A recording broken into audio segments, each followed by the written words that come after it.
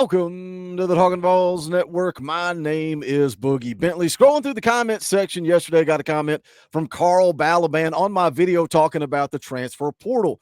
He says, amen, Boogie, to the end of that video. Tons of people want the youth movement, but they are getting pissy when we aren't getting every single wide receiver or offensive lineman in the portal. The negative of UT Athletics on Twitter has been eating me alive. Carl, I feel the same exact way. You scroll through Twitter and you mention Vol football. You talk about the transfer portal. It almost feels like we're coming off of a 6-6 season, or maybe even a 5-7 season. We didn't even get bowl eligible. We weren't a football team that went 10-2. We weren't a football team that made it to the college football playoff. And I get it. You went out, you got embarrassed by Ohio State, and that kind of leaves a sour taste in your mouth, right? We can't correct that. We can't fix that until we line up and we go play Syracuse on August the 30th. So I think it's going to be a long offseason, but there is a lot of negativity out there about the portal, and I get it. We're all sitting, we're all waiting. When are we going to see some of these guys come in? And, you know, on the flip side of that, it is a youth movement, and we've seen a lot of bashing of Kelsey Pope, a lot of bashing of Glenn Ellerby and how they can't develop the young guys. Well,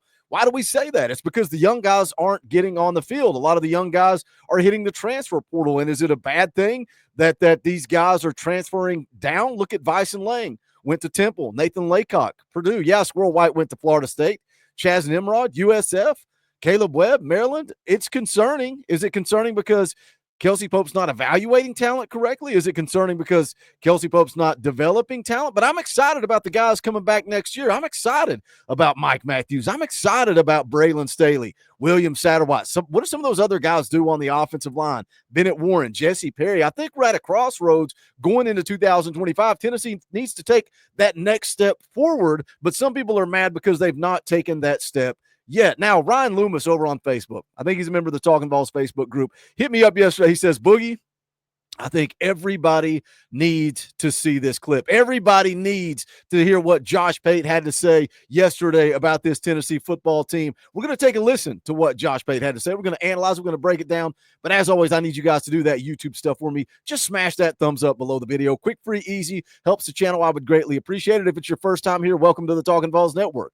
We're not experts here. We're not insiders. We're not media. We don't pretend to be that. What we are is what you are. This channel is for the fans, by the fans. If you like it, subscribe, click the bell for notifications. You're not going to miss out when we go live or when we drop a video. Got some fun ones. Sunday night, 7 p.m. Eastern time, Tennessee's newest commitment in the class of 26, Gabriel Ascenda, is going to be in the house talking a little Tennessee football with me and Coach Jay. We'll talk about the transfer portal. We'll jump into some recruiting. That'll be a fun show on Sunday night. Wednesday night, our most important show of the year. You can see the graphic on the screen. Talkin VAWLS and Friends 2025 charity stream Wednesday night, 7 p.m. Eastern time. All proceeds benefit the Fisher House Foundation. We have set a ridiculous goal of $15,000. Last year, we raised 10 grand. This year, let's shoot for 15,000. You can see on the screen confirmed guests so far. Eric Kane and Austin Price of VolQuest.com will be here. Jason Swain and Ben McKee from the Swain event will be in the house. You see a lot of question marks there. Having a lot of conversations behind the scenes. We got a fun, jam-packed guest list. I will be dropping those names more and more throughout the course of the next few days. So stay tuned in, dialed in for that. Be here Wednesday night, the most important stream we do. Fisher House Foundation is like a Ronald McDonald House for the men and women of our troops. So I want to plug and promote that, share it out, let people know. But let's go take a listen to Josh Pate. He's talking about Tennessee football. You can see there he was asked a question. Says Josh Pate, Vol fan here. I'm glad Heupel has raised the floor for this team, but the ceiling seems far away with how Nico and the pass offense looked towards the end of the year. Am I overreacting? Not sure how I feel about 2025. I think that's a spot-on comment. I think we all have questions about the passing offense in 2025. So much so, I think Nico had some questions about the passing offense. I think Mike Matthews had questions about the passing offense. That's why when he told the line of the transfer portal, told Coach Ivel, hey, I came here because I saw what you did against Alabama in 2022. I saw Jalen Hyatt running free. What are you going to do for me in 2025 to get back to that? And it starts with protecting the quarterback. And I get it. We need to add some guys in the portal. We need to add some bodies in the portal. But maybe, just maybe, this coaching staff doesn't believe that it's worth it to overspend on certain guys. Maybe we do. Guess what? We don't see practice. We don't know what William Satterwhite looks like. We don't know what Sham Umarov looks like. We don't know what some of these young guys look like because we're not at practice. So how can we sit here and speculate and say, no, we got to go and drop the bag? I think Josh Heupel knows a little bit more about what he's got on this football team than we do. I think you're returning a lot of guys on defense. I think you have an opportunity to be a really good football team again in 2025. Now, let's take a listen. Let's take a listen to what Josh Bate had to say. Good stuff here. Okay. Do you see on the screen right there when it says but, then most of the question was after but? I don't think we need to just rush through that first part. I'll get to the second part, but need I remind everyone, Heupel's gone 11-2, 9-4, and 10-3. 3 years in a row, Josh Ivel averaging 10 wins per season. 10 wins per season. Now, this is going to sound very familiar to you. I've jumped on this soapbox. I've lectured. I've screamed. Some people don't want to hear it, and I get it. We have to take the next step. We want to take the next step. We're not settling for mediocrity, but we were at rock bottom. Now you're averaging 10 wins a year for the last 3 years? Tell them more, Josh. Tell them more. The last time you won double-digit games before he got there was 2007. Between 2007 and Josh Heupel taking over, you missed a bowl 7 times. From 2008 to 2021, they missed a bowl game. That means 5 wins or less, 7 different times. You guys remember that? You guys remember when we watched Tennessee football and we prayed, we hoped, we scratched, we clawed, we fought, hoping to get to 6 wins, hoping to get bowl eligible, hoping we could jump online and buy tickets to the freaking Music City Bowl? You remember that? You remember when our program was there? 7 times?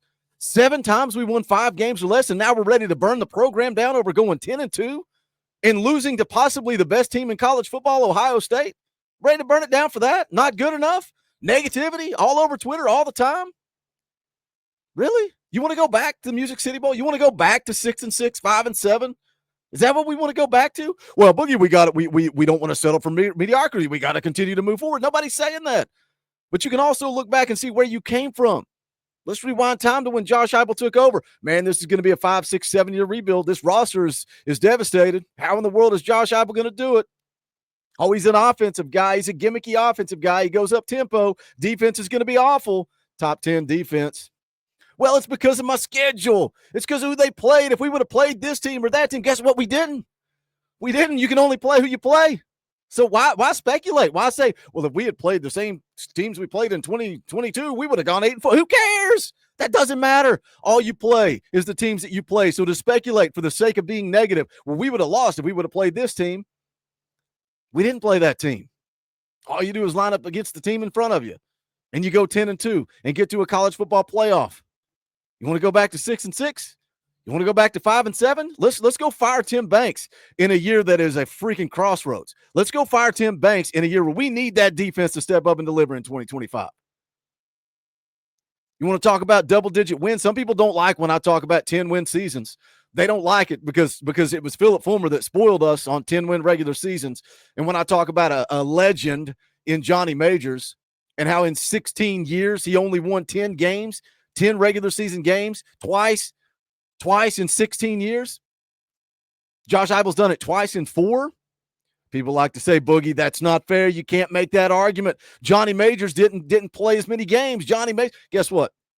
Johnny Majors played 12 regular season games in 12 of those 16 years. Okay, well, let's take a look at the 4 years that he didn't. Let's take a look at the 4 years where Johnny Majors played 11 games. Because I bet you if he had played that one extra game, probably would have won 10 games, right? Nope. 1977, Johnny Majors went 4-7. You think that 12th game would have made a difference? I don't think so. 1978 went 5-5-1.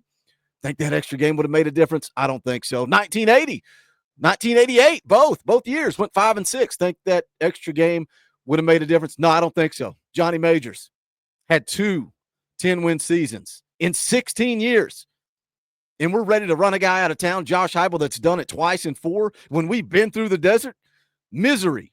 7 years, Josh Bate said. 7 years without going to a bowl game. So, yeah, I'd say he raised the floor a little bit. I would say it is a very safe assumption. It's a very safe conclusion. I wadded the paper. I was so emphatic. That, yeah, Josh Heupel, he's raised the floor just a little bit around there. Tennessee was bad, man. They sucked for a long time. And now we're worried because they went 10-3. My, how we're grading on a curve all of a sudden in Adamsville, Tennessee. Now, I am kidding because I care. I'm not kidding, Josh. I'm not kidding. I'm being serious because it ain't just Adamsville, Tennessee. It's all over Twitter. It's all over social media. And I get it. I get it. It's always the ones that are vocal, the ones that are loud, that make the most noise. Not all of us believe that. Some of us are happy with what Josh Heupel's done. Some of us are excited about 2025. Some of us understand that we ran up against an Ohio State team. Josh Bate's going to talk about that here in just a second. We ran up against one of the best teams in the country because the bracket was not laid out the way it should have been. The first round buys are a joke, and that's why Tennessee got murderer's row in the college football playoff. But you're looking at the number 1 offense 2 years ago, number 9 rushing offense this year, number 6 total defense this year. Heupel's never called a defensive play in his life. He has greatly elevated the collective level of the program, level of play on the field, level of spending in NIL is pretty top-notch right now. I would say about the ceiling that, yeah, I think there's still a ways to go for them to hit their ceiling as well. That's a good thing when you just went 10-3. And there's no guarantee they're going to hit it this upcoming year, mind you. There's a chance we're wrong. There's a chance the ceiling's not as high as we thought it was. But remember, you can't get much better than this. And here's another thing, just a thought exercise. You can't get much better than this. And he's talking about 10 wins. He's talking about 2024. You can't get much better than this. Tennessee is close. What if it's not Nico? We put so much hype, so much expectations on Nico. What if Nico's not the guy? Well, guess what? You got George McIntyre. You got Jake Merklinger. You got the number 1 quarterback in the class of 26. Maybe Nico's not the guy. Maybe Nico doesn't win a national championship. Maybe it's Faison Brandon. Maybe he hands the keys over to Faison Brandon, and Faison Brandon is that guy.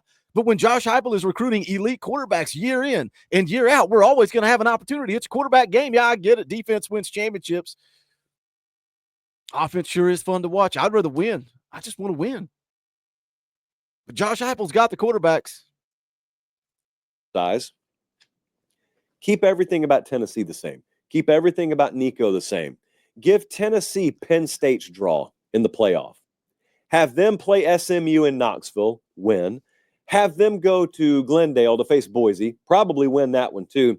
Tennessee's the one in the semifinals against Notre Dame. How much different? How much different do you view this 2024 season if that was the case?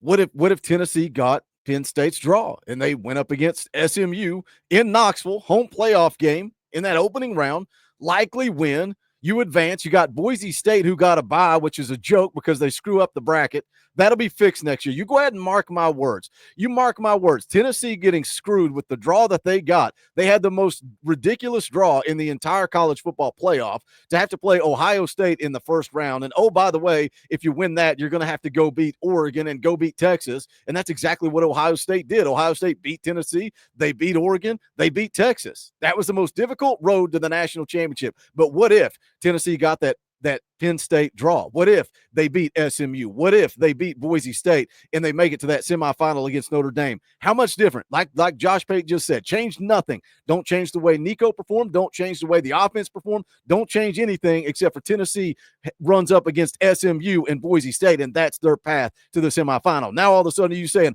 oh, we're just one step away from a national championship. What a great year. But because we ran up against Ohio State, you're ready to flush it. You're ready to burn the program down. Josh Heupel's not it. We got to fire the offensive coordinator. We got to get rid of Tim Banks. A lot of negativity out there. A lot of negativity. I'm excited about the 2025 season, but it is going to be a long road through the offseason to get there. Shout out to Ryan Loomis for sending me that clip. Love everything that Josh Pate had to say. I get it. Some people don't want to hear it. Some people want to say, oh, it's excuses. It's not excuses. It's the reality of where we've been, where we're at, and where we could still possibly go under Josh Heupel. Smash that thumbs up on the way out the door. Jump in the comment section. Let's talk about it. As always, go check out the official merchandise of the Talkin VAWLS Network at bonfire.com/store/Talkin VAWLS. You can also help support the channel by hitting that join button down there. It's just $1 a month. You get custom Talkin VAWLS emojis, access to fan call-in shows, all kinds of fun perks and benefits. But more importantly, you're what allow us to do this every single day, talking Tennessee Vols football every day right here on the Talkin VAWLS Network. If you can't afford to give, you can't donate, that's fine. We understand that. Smash the thumbs up. It's quick, free, and easy. Let's jump over here in the comment section. Let's talk about it because this is the Talkin VAWLS Network. My name's Boogie Bentley. Go Big Orange.